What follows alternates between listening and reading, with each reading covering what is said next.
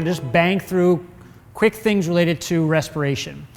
And it's important to remember, like someone asked me before, like what are some good resources? So I have a book up there called Breath, which is up there, that was put out by James Nestor. It's a very good book. It came out a couple years ago.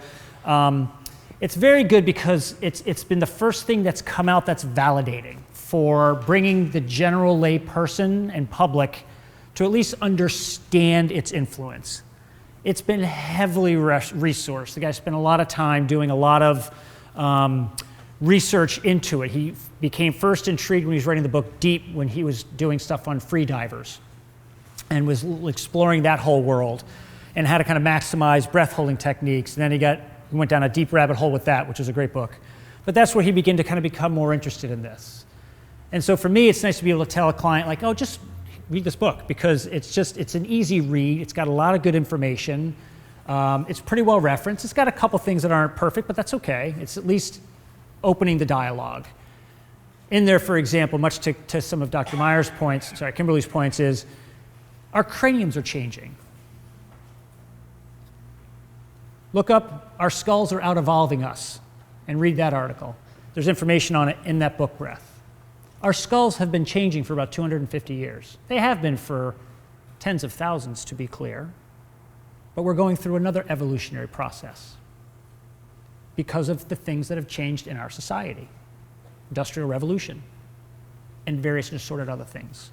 We're not chewing as much, we're not as active as much, we're exposed to more chemicals, we have mouths and palates and structures getting smaller and smaller, with brains getting more and more, I'll just say, compressed.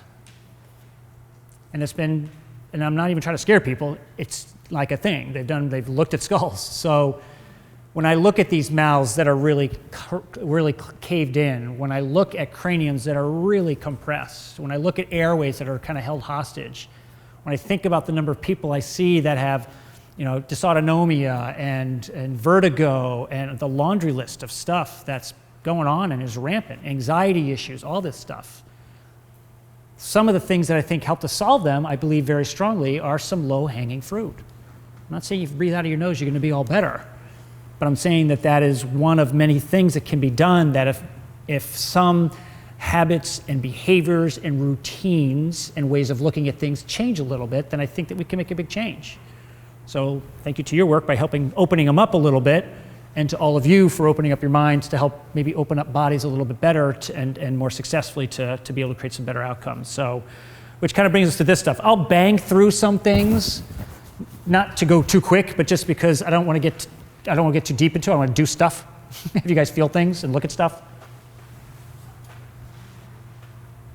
Pause for dramatic effect. From a balance perspective, if you go to the doctor and they talk about respiration, normal respiration is 12 to 16 breaths per minute, but that's not ideal. It's really under 10, right around 8-ish is ideal. About a 5.5 second inhale, about a 5.5 second exhale. And so here's how we look at things like that.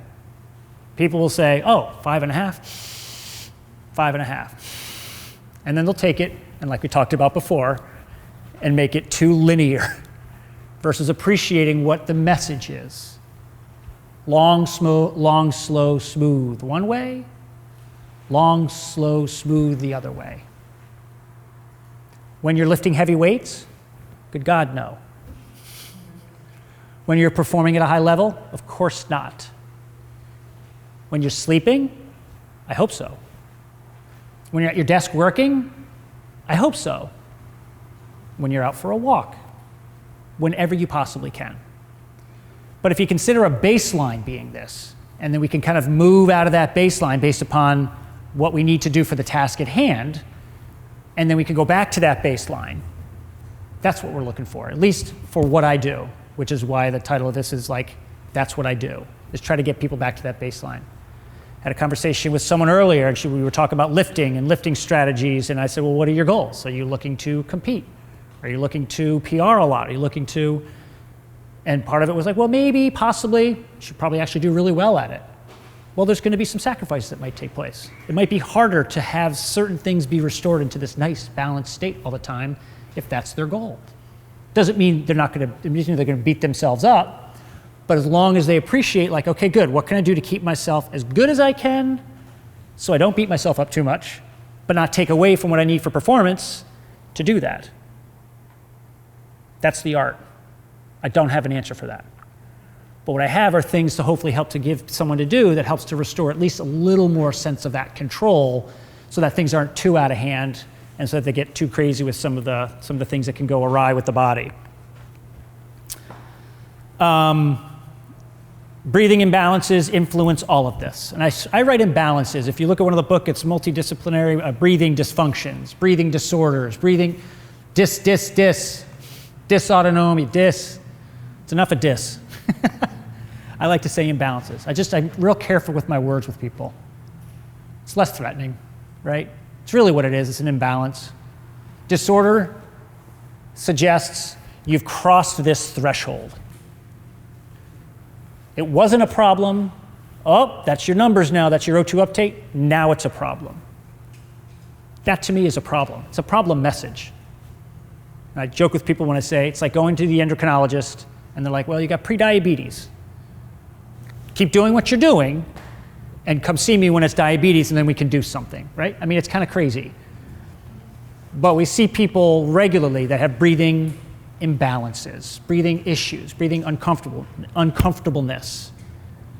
And so what can we do to maybe look at some things that allow us to be able to be more successful with it? And it can feed into all of these things. And what I don't have on here is, I'll use the word posture. 100%. I told you all that all morning this morning. You're going to position yourself in a way to make breathing easier. You just will. It's normal. But what also happens is that there's an inverse effect. All of these also then feed into why someone gets a breathing imbalance. There's this back and forth that happens. So as a result of that, what can we do to allow people to at least be aware of it and then help to create some strategies to have them be able to manage it more effectively, not allow it to be able to take over their lives too much that then they end up becoming more other problems, anxiety issues, all the other issues that can come along with some of those imbalances. So just quick anatomy. There are some important points about anatomy that I think we sort of think we know but don't get talked about enough. So there's the rib cage. It's more complicated than it looks, okay? What I like to bring to people's attention, number one, these attach to the sternum. These attach to each other. They will behave differently for the most part. These have a firm anchor. These don't have as firm of an anchor. Can you appreciate that? They all have cartilage at the end, which is softer bone that allows it to be able to attach into that area. And they loop up and around to attach into the spine from behind. Like I showed you in the model earlier, there should be this, I tell people it's like an egg shape, okay? Top of the shoulders, bottom of the pelvis, there's like this egg shape. It was just Halloween, right? So skeletons, pretty obvious what they look like. So there should be this kind of shape so that this is in a balanced position of internal orientation and external orientation. Can you see that? Can you see that that would be externally oriented? And can you see that that would be internally oriented for exaggeration purposes? And can you see that at rest, we'd like to see that that's in a balanced place so that it can do this. What is that? Move, spin, wobble. I love all your answers. How many of your rib cages with some of your clients do you see do this? Massage therapists, holy cow, massage therapists. They're like rocks, okay? So we're trying to restore a balance of these positions by managing the internal pressures. Can we get that too? Here we go again. Expand and compress. Let's say 5.5 in, 5.5 out, and as balanced a position as possible to maintain this shape for the most part. Assume the upper airway is in a better position to be able to manage that, to allow that to happen successfully. Because what will happen over time is that the body will figure out a solution, and if it's not able to do what it needs to do, then it's going to take these lower ones maybe and start to kind of shove them out a little bit. You've probably seen clients that have ribs that kind of stick out, or you may feel it on yourself a little bit. Like I talked about before, pelvis bones can kind of do the same thing. If I'm having a hard time getting air into my chest, I can't expand it, I will push something out. So I might as well take the path of least resistance, take these lower ones and kind of shove them out a little bit, create a strategy to stay alive. Guess what? Now the diaphragm changes its position because now it's being used differently. And then things are being, with me, then there's that whole downflow that happens as a result of those changes. So just remember shape and just think about shape. And when we look at a couple of videos in a couple minutes about what we're looking for, just picture that's what we're looking for. A balanced, fairly effortless, if you would, inhale, exhale. And again, appreciating that those scapula should be able to kind of rest on that roundish rib cage, okay? So other elements, obviously we got these things called lungs, kind of important. They're full of stuff, tubes, a lot of tubes, okay? Tubes allow open and close. At the very end of the tubes is where all that other beauty takes place. It's like a crock pot, okay? Air goes into those lungs, mixes around, feeds into the hilum, into the root, right into the heart, cooks up, uses what it uses, spits out. I mean, it's fascinating what it's able to do. Okay? So I have this on here just to show space. We've talked a lot about space and moving into space and finding places that are overly compressed and try to create expansion. So without getting too deep into it, mediastinum are areas of the chest. Let's just leave it at that. There's like anterior, posterior, superior, middle. And I want to show you, can you see the space between the lungs and the ribs? Okay? And as I kind of go around here in my very crude representation of this, can you see the space between things? Okay? There's supposed to be space. We'd like it to be as balanced as possible. Space for this. You can see kind of in there, you see the heart kind of beeping between the ribs a little bit. Space between the ribs and the lungs for that sac to be, for it to go around, because that's what holds it. It's full of fluid, obviously. Okay? Space down in there for airways to be able to pass properly. Someone asked me earlier about kind of like having one of the things that she's been dealing with in terms of like getting proper expansion, and she's really compressed up through here, really compressed. It just doesn't move well. So if this doesn't move well, clavicles start coming in, all this stuff. The body's like, well, I'm going to figure something else out. So it starts doing something else to manage it, because sometimes we don't even know what we're missing. But I had that up there just to kind of say, that's all space that we want. That's where things should be able to move. I want the rib cage to move independent of my lungs. Can you see what I mean? If I've got good space and fluid surrounding stuff, then as I do this movement, I've moved my outsides around my insides. Does that make sense? And can you see that it's like a coil with the creases in my shirt versus doing it where I don't get movement through those spaces, but I'm finding it from somewhere else, i.e. a spine. Can you see that? That's why that matters. And when we get that good wobble rib cage, it can move. And then I can do my throws. I can do my chops. I can do my activities in this position, because now I've got whatever we want to call it, triplanar movement, things that can all turn and rotate and coil and create a nice turn to create that compression where I need it so that it can explode and put it the other direction. Can I do it without having to, as I'm breathing heavy, have to compensate my body position to gain access to be able to breathe with as little compensation as possible? Okay, so just think space at times, and that's what we're going for with some of the stuff we'll be doing here in just a little bit. So this is the anatomy. These are muscles of inhalation on this side. Okay, you've got the diaphragm, as Dr. Meyer mentioned, 75% of the work should be done from there, ish. If it's not happening, it's going to figure something else out. She showed you that woman that was lifting from here. Thank you, Kat, as well, feeling like she had to lift her rib cage. There's other muscles to be able to do it. Upper traps will take over. We have these muscles right here. They're called the intercostals of the ribs. They help to expand the rib cage. Some things say lift it. I don't like to use those words. I like to say expand. Because lifting it means they're not actively moving ribs like this to open them. It means it's lifting it as a unit. Do you see the difference? That is very different than ribs that don't move independent of each other.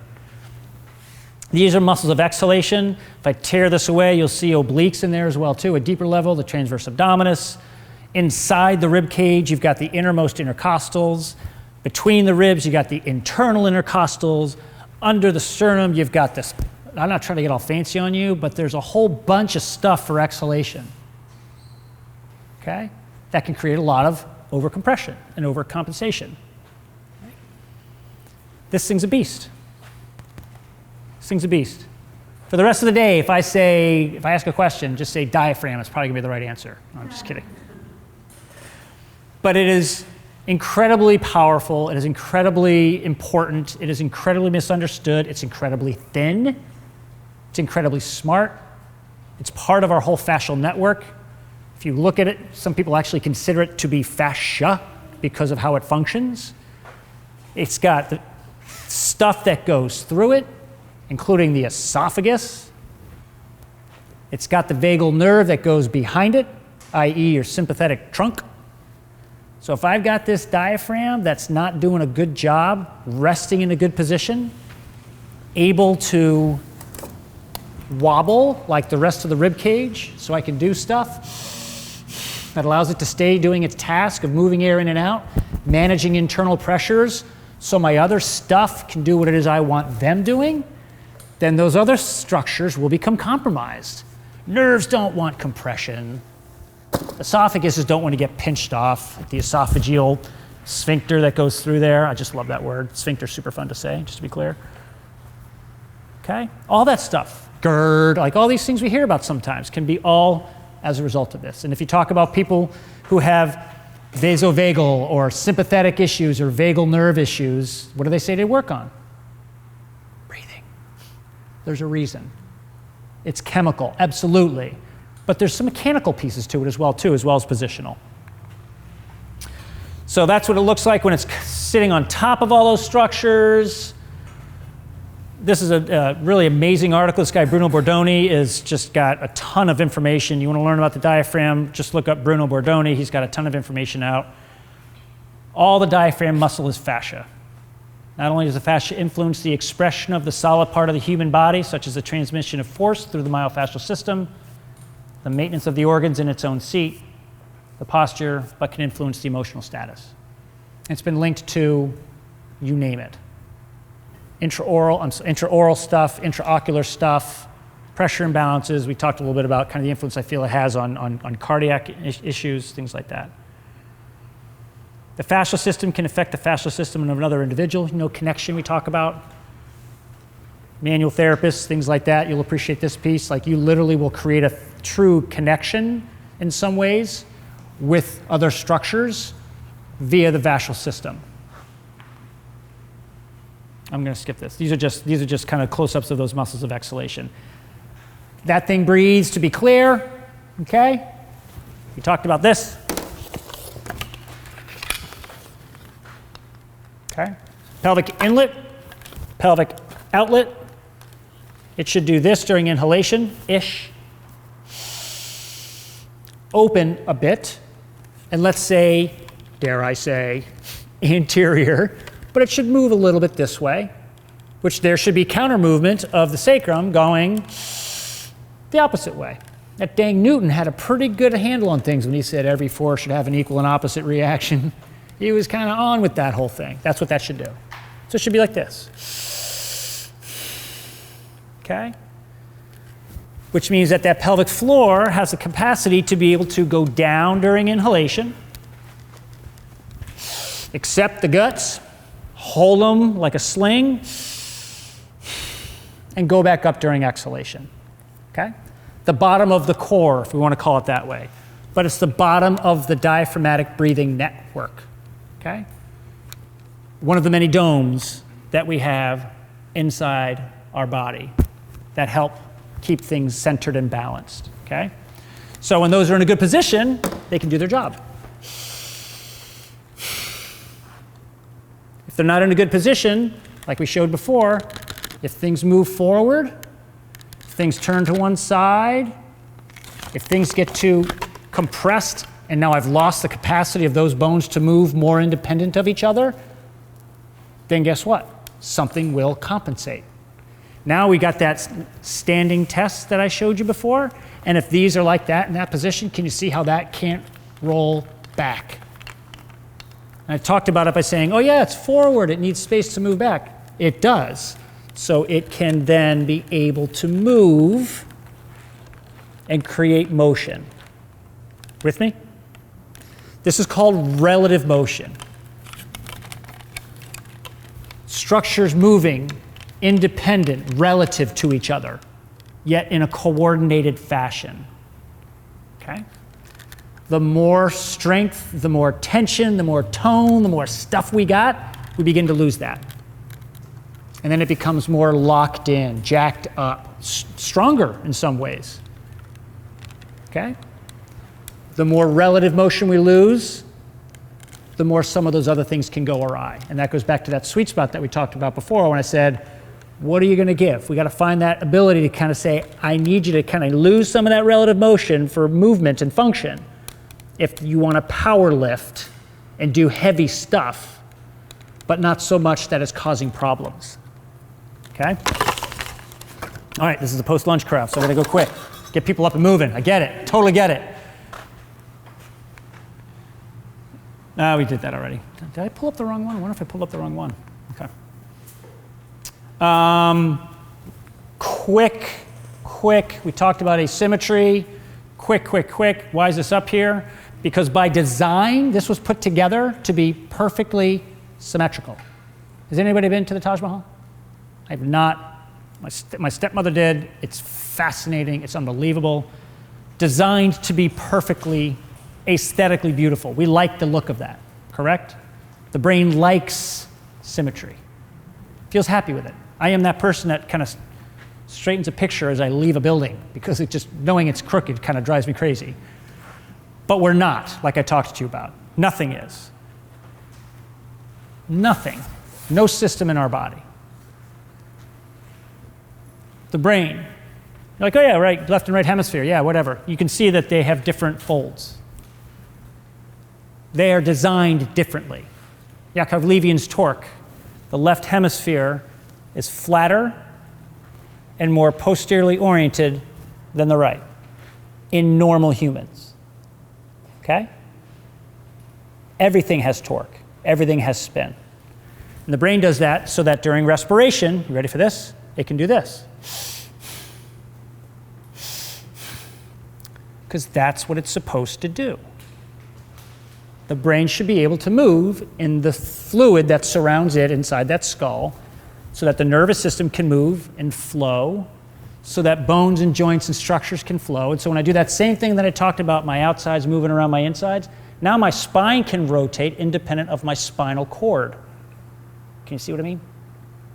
And if I've got a body that's not allowing that to happen, or it's creating a lot of compression, that's not going to happen so well.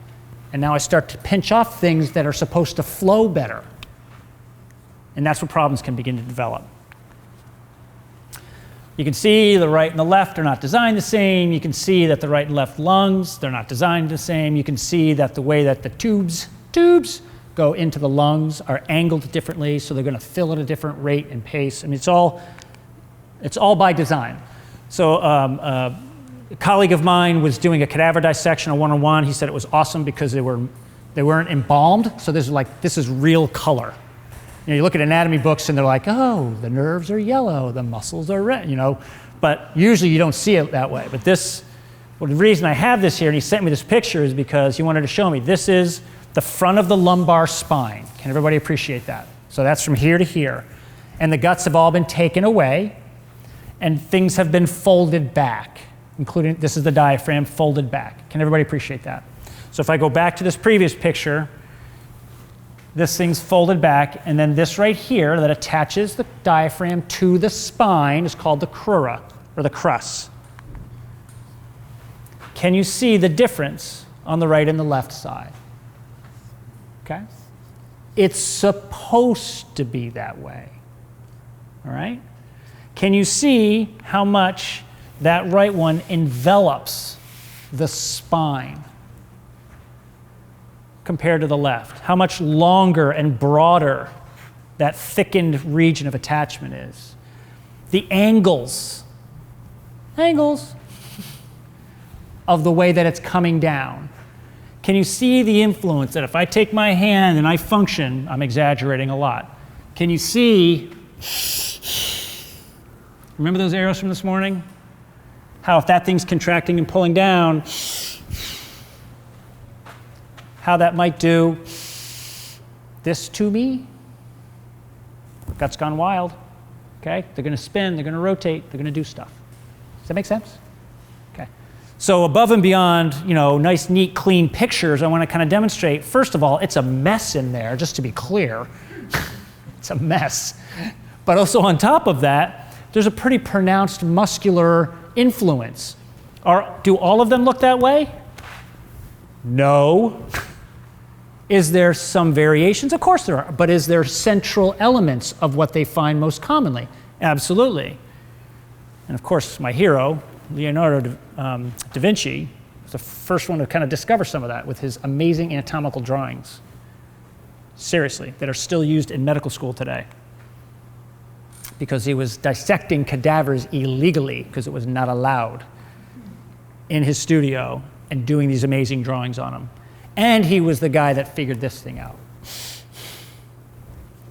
He's kind of cool. Okay, so what's supposed to happen? Inhale, like we talked about, expansion, right? This should go up, this should go back.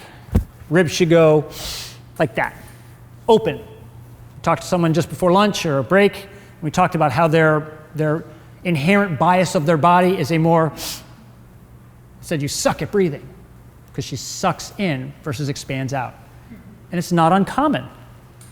It's not uncommon. This is busy, so I'm going to skip it. It's basically saying, my apologies, I know that drives people crazy when we do that.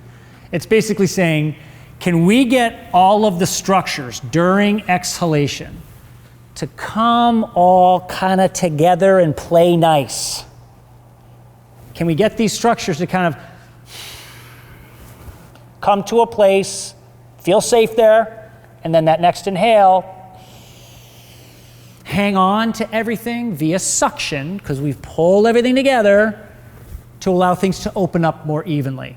If I go step in mud, and I take my foot right out of it, not much happens. If I go step in mud, and I wait for it, wait for it, wait for it, wait for it, then I'm like, whoa, now I've got suction. Exhalation allows that, and then wait for it, wait for it, wait for it, things to settle, to get to a place that next inhale hopefully will allow a more even expansion in all directions. That's what this is demonstrating. Can we get all that stuff to work nice together? This just talks about as we're going in, things are expanding out, increase in volume, meaning air in, let's just say, or stuff in, means that the pressure's a little bit lower internally. I have less internal pressure, but I got more things in the way, not allowing me to move because someone blew that balloon up inside me, okay? And then vice versa. So if I were to take what we talked about this morning and really, really, really simplify it, can you see that a wider infrasternal angle might look something like that, and a more narrow infrasternal angle might look something like that? Does that help?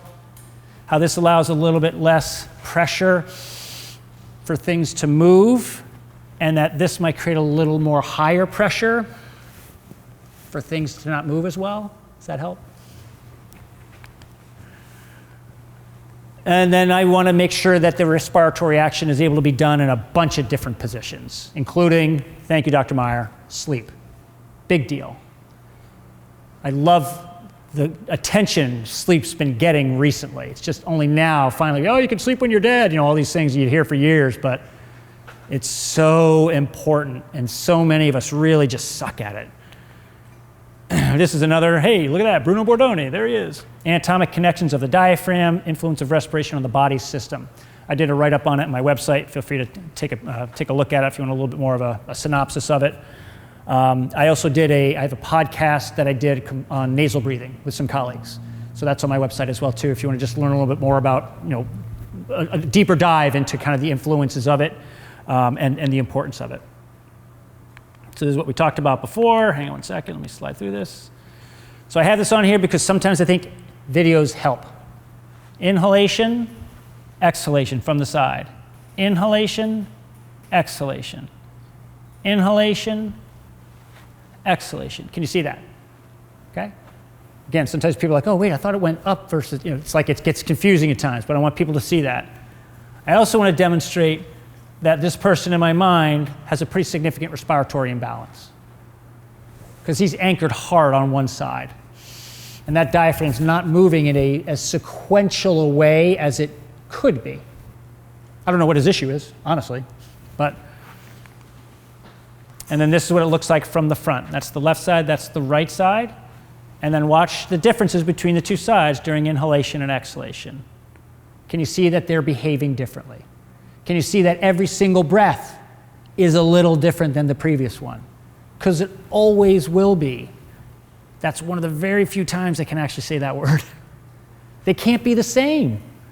They can be really similar, but they just can't be the same for a multitude of reasons because of our complexity. Does that help image-wise? Can you appreciate that that's that curve that I showed you? It's kind of like, whoa, yeah, that thing's doing a lot of work. It's busier. Respiration is much like life, managing pressures coming from both the outside as well as from within, some being greater than others. Not all the pressures are bad. The brain and the body are constantly trying to position themselves to manage it. It's all we're trying to do. Can we just manage stuff? Get them to be able to be in a place where they're better. This is just talking about, like, if we want to optimize it, what do we do? So I went through that quickly. You're all going to get the slides, okay? So I don't want to deep dive into it, but I encourage people to every now and then pull your anatomy books out, pull things out, just appreciate that as much as I thought that I knew, I really didn't know much at all. And so I've been able to kind of have a better understanding now, not knowing, better understanding now about how things work, and it's helped tremendously with how I'm able to do things with my clients. All right, everybody stand for a sec.